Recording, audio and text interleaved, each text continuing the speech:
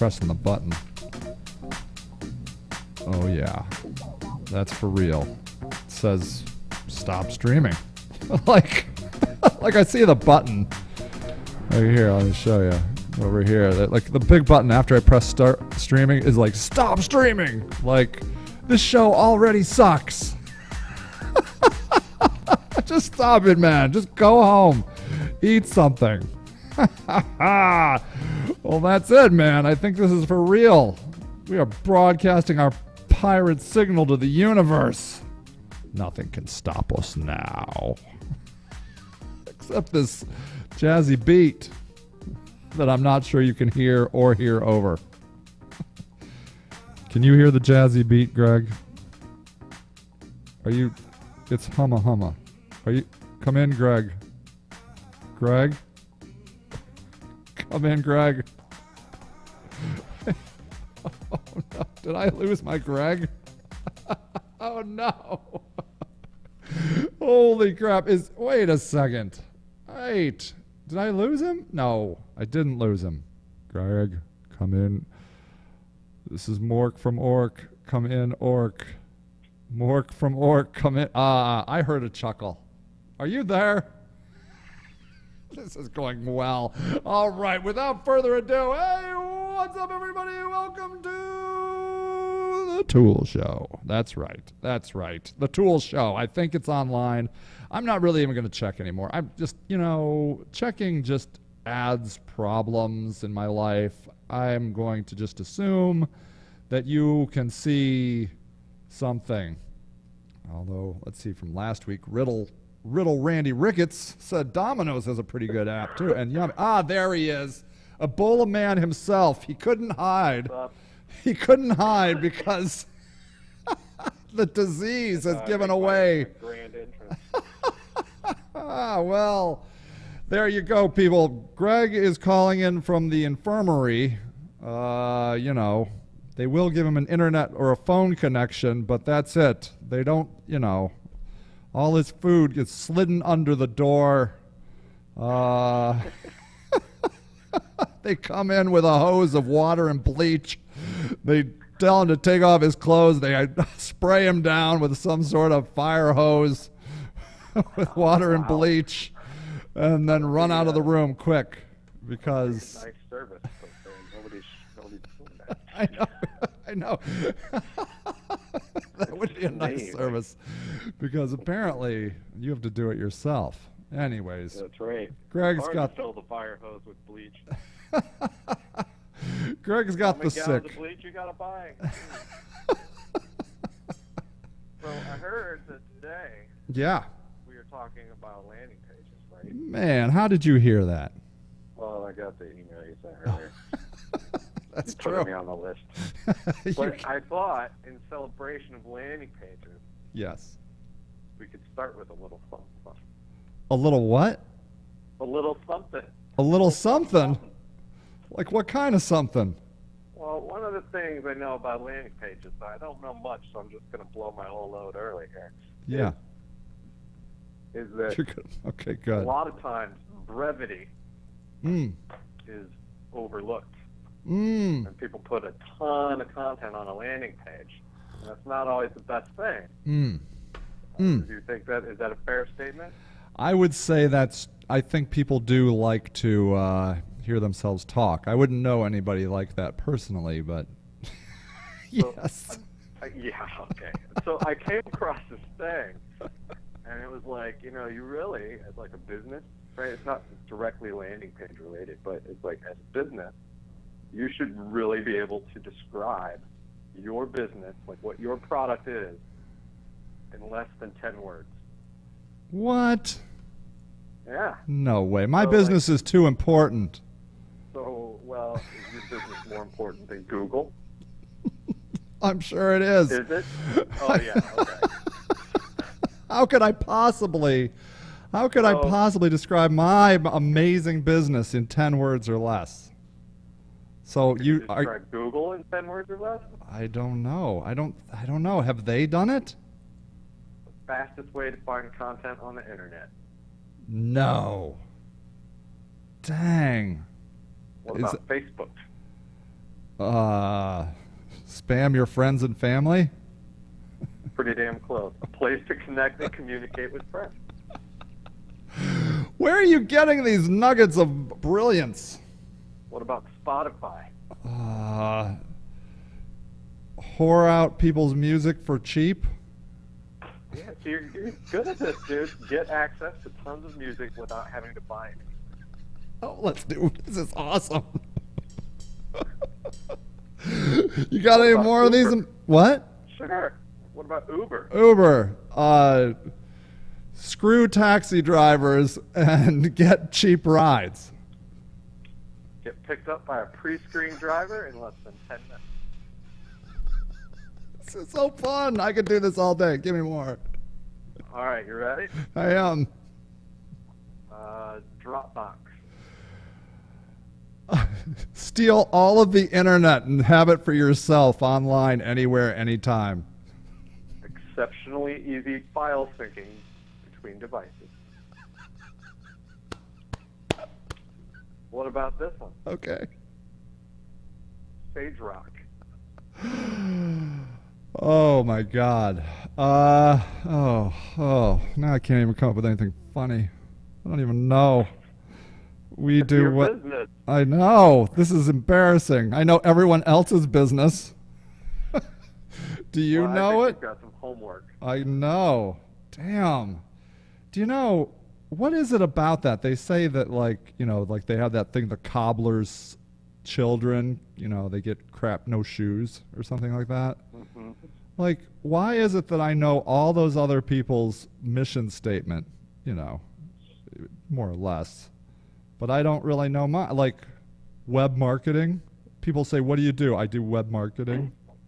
That's not, like, that, none of the people that you just said say that. They're not like files. we hold your files. Mm-hmm. That's not a benefit. Like that's not a unique positioning. Holy crow. No. But that's what marketing speak. That's how I describe my what do you do? I'm a web marketer. That sucks. Holy crow. I think I'm going to fire myself. Ugh. Do you know what we do, Greg? No. I'm good at reading other people.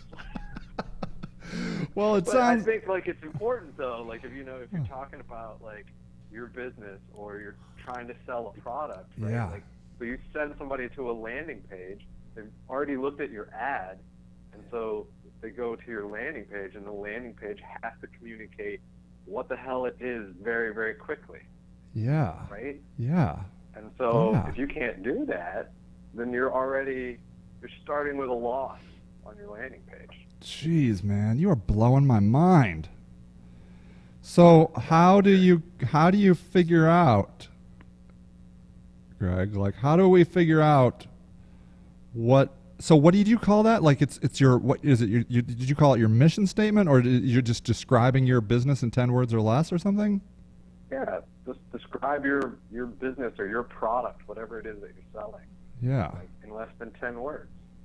Wow, man. So let me ask you. The force behind this is that there's this community on this place called Product Hunt. What is it? Product Hunt. Okay, I'm gonna go over there. And you have, like, when you type in, you type in the name of your business, right? And you got 20 characters, so whatever the hell your business is, it should be succinctly named. And then you have 60 characters for your description, or what is your product. And so when people flip through this list, they get a bunch of names of businesses and then just a quick, this is what they do, right? Yeah. But the idea behind it is really just, focusing in on getting this clarity. Wow. Yeah, man. So let me read some of these to you. Like, paper wallet, super thin Tyvek wallets designed by artists. Kickstarter. Octave, a free library of UI, user interface sounds for your apps. This is good. Strut, where style and friends meet. Chart Cube, a new way to see and share data on the iPad. Wow, these are good. TV. Yeah, well, I mean, they have to be, and if they're not, you're not gonna like know what they are or care, and you're just gonna move along down to the next one. And that's the same thing about like a landing page. Like if it's not engaging people in the right way, people are not invested in it. They're not gonna sit there and like read for an hour to try and figure out what the hell you do. Like they want to know, like they're looking for something. That's why they came to you. So you have to be able to, bring that kind of clarity into your landing page. Wow, dude. So, you've really hit an important thing, like with a lot of small businesses, in that we don't want to focus because we're afraid we're going to miss something. We're gonna. If I said web, custom web marketing for small businesses, then I would immediately be like, well, but I'll take a big business, or, but, and I think like I've worked with a lot of small businesses that hate to say that, like they hate to like limit, but the irony is it's the big businesses that focus. The successful businesses are like, we do this. And as a small business owner, I'm not shocked by it. I'm like, oh yeah, well, Uber does this and Dropbox does that and Google does that. Right. And McDonald's sells hamburgers. And I'm like totally cool with it.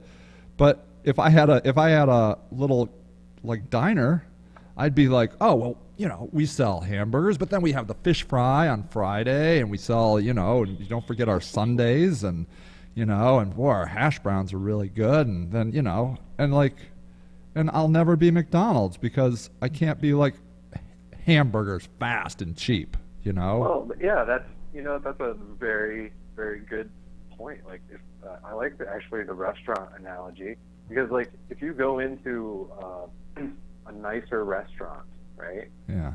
Like their menus are usually fairly small. Mm. They do certain things and they do certain things like very, very well. Yeah. But when you go into what's that staple of Americana? Oh, Olive Garden. Like you go to Olive Garden. Yes.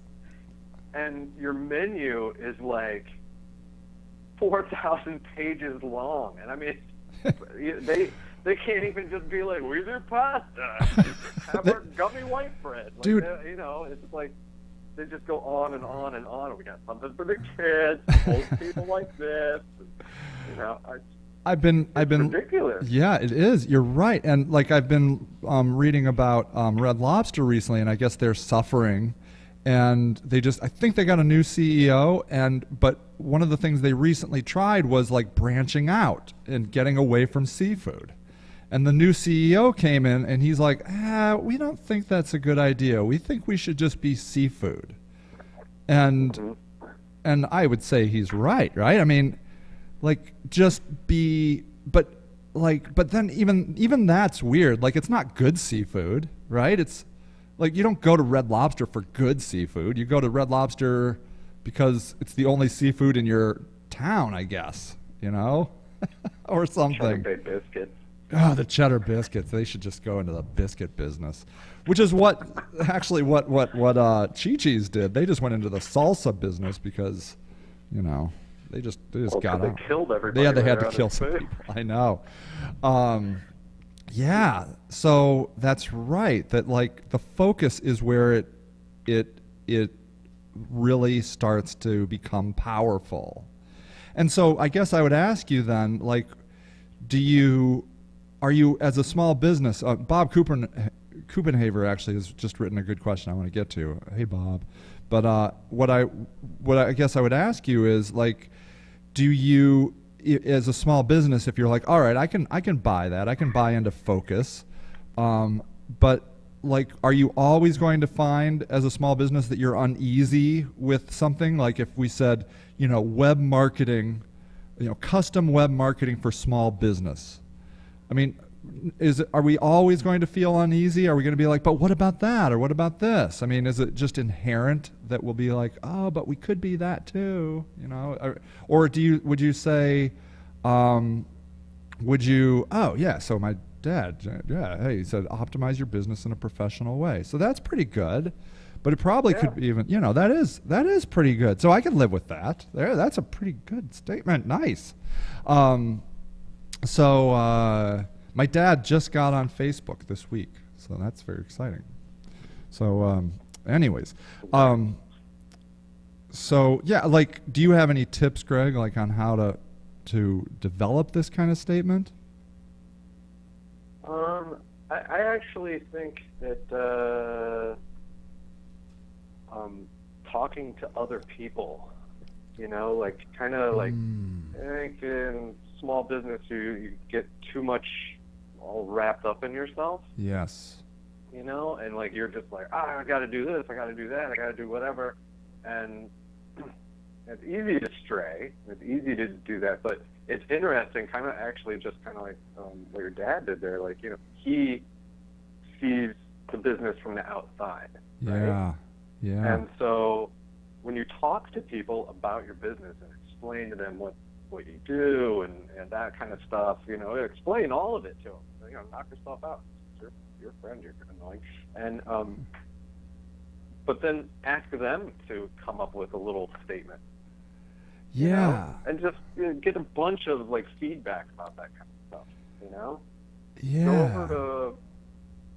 Go over to Fiverr or something if you don't even have friends, and spend buy $50 friends or something. Yeah.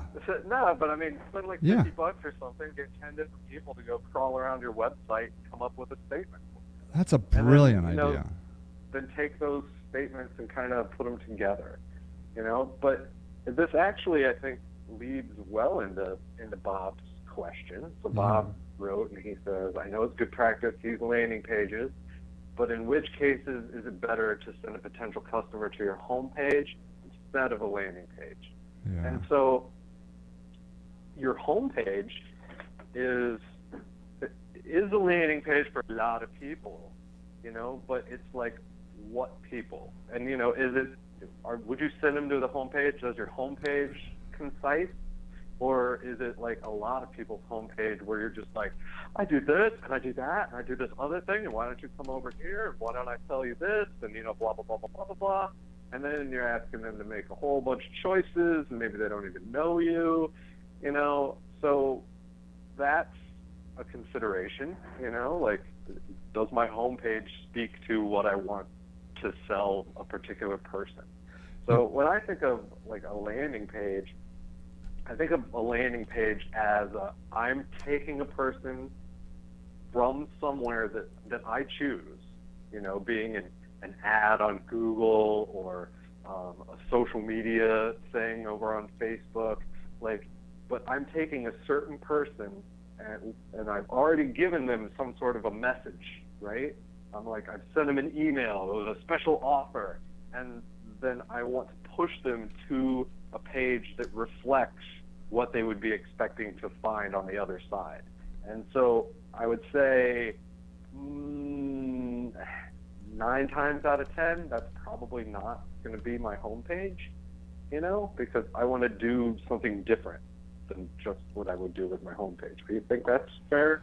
Dude, you are so blowing my mind right now.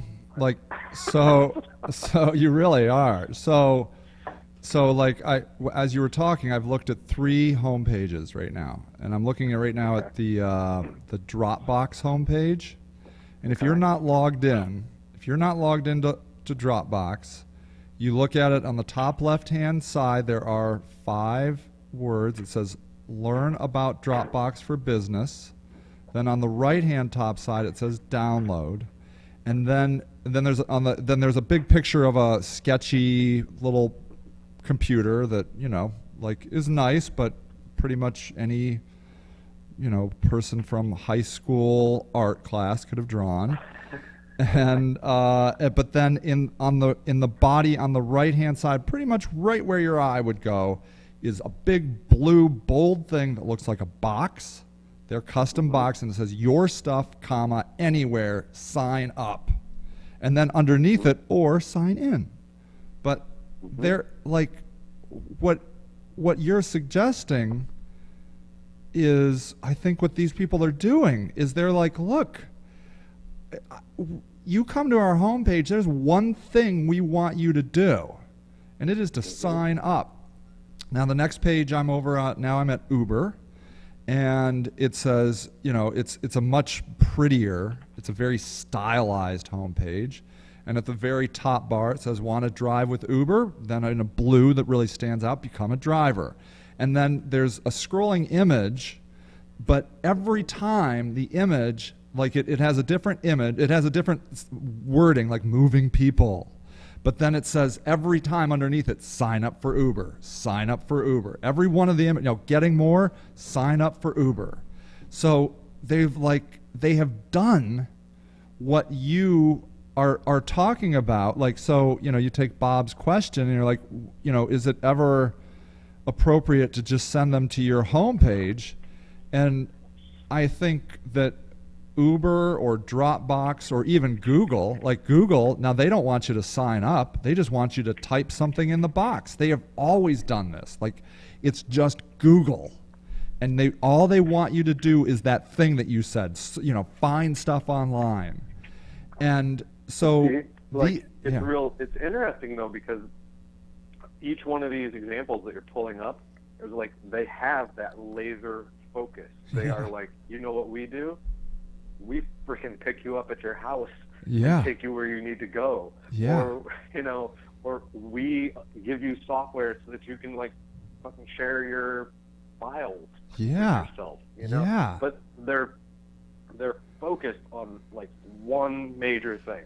And that's why, and they can do it and do it concisely, and they can make these pages that you're showing like stand out, because it's just like, of course I go here for this. Whereas if I go to, any other business, especially small businesses, they're like, hey, I do so much stuff, so just buckle up. Who's on par with, it's not even small businesses. It's I mean, the people that do it just as bad are like international businesses. So, they're like, you go to their homepage and they're like, okay. They have a big map of the world, and then they have a drop-down box that says, pick your country. And like, and it's almost like they're in the business of picking countries. Like, you look at it and you're like, what do they want? What does this company want me to do? Well, I guess it wants me to pick my country. Oh, I did it. Yay, I did it. The international, the big companies are usually the worst. But I think honestly, the place to look for like kind of inspiration in this, are these things that we're kind of talking about, where it's more of like the startup mindset. I don't just mean like the I'm going to start a business and so and so just started a business and look, they're online. That's not what I'm talking about. But like successful startups, like people that got funded, people that are like newsworthy, like these people are doing something right. When you look at Uber, that's a newer company. And they're doing it right. I know Dropbox been around for a few years, but still relatively new, and they're doing it right. They're doing it right. And, now, they're not, I mean, they're on the way up, don't get me wrong, but like, they're not like the largest corporation on planet Earth. They're not like the Fortune 100s. Like, those people are so rich they don't care about their website. That's right. That's right. Just like the big corporations, that the websites are like, I guess we have to have one because it's the 21st century. But they don't want it. That's right. So, okay, so Bob comes in with a good question. He's like, okay, so I guess that's really at the root of my question. We do one thing, so I think it's probably okay to send them to the homepage. But like I wanted to show these. There's two examples here. So in the SageRock system this week, we're talking about landing pages. That's why we're here, because it's just fresh on at least my mind. Obviously Greg's. So here, what I'm looking at right now is one of the top organic results for toilet paper. Okay, I typed in toilet paper, and this is not a paid ad. This is what Google picked up. And this is the quilted Northern Ultra Plush page, okay, and it's good, right? There's 2,330 reviews about toilet paper, but what I want you to notice here is you still have a lot of stuff. You have this search bar at the top. You're like, hey, you want a Kindle Fire, and so like, you are indeed on the probably the most popular toilet paper organic page. However, if you click on one of these ads over on the right-hand side, like I'm going to click on the Walmart Charmin page. I'm going to make them pay. I'm going to make Walmart pay. If you notice, like, the difference becomes that they have minimized a lot of clutter. Okay, they have minimized, well, like let me show you actually. If I go to Walmart, let me just show you the Walmart homepage. Okay, so the Walmart homepage has like a big left-hand navigation. They've got all this other stuff, like, even if I look for Charmin, if I do Charmin toilet paper, okay, so here I am on the Charmin toilet paper. But you'll see, like, they've got, that first of all, they've got this left-hand navigation. They've got all departments, my local store, trending, value of the day, spectacular holiday online specials. But if you go and look at where they send you from a paid perspective, the left-hand navigation is gone. They're, they I guess they do have still this value, value of the day, but they have minimized the page, and they've made it more clear about, like, well, okay, so here's the Charmin page right now that's organic. Like, if I click on Charmin and Walmart, like, I can just see all the different Charmins. But when I go to the ad and I click on an ad, I'm taken to the Charmin Ultra Soft Toilet Paper Mega Roll 328 sheet 12 roll page. Add to cart, for God's sake. Just add the cart. And so I think that even people that do one thing, it probably depends on what the person came in on. So, right. So yeah. From sorry, I lost my train of thought here. But I guess basically what I wanted to say is that questions like this are, whenever you ask a question like this, and you're like, that's probably okay if we just do this. Yeah. Like that's your answer. Your answer to your question. Yeah. Like, I always like to say that you should test. Because it's super easy to do. Take traffic and shove half the traffic to your homepage, and then make a nice little landing page, focus on the same thing, but landing pages you can construct and play with and do different things with. Yeah. And then send traffic to both of them and see which does better. Yep.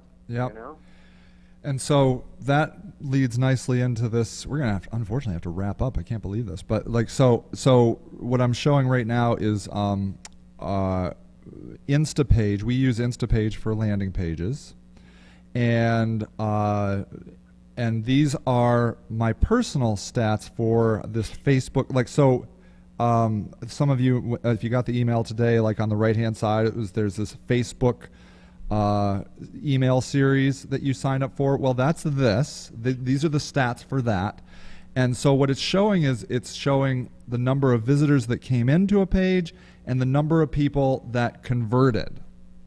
And what you'll see here is the ones that are running right now have about a 10% conversion rate.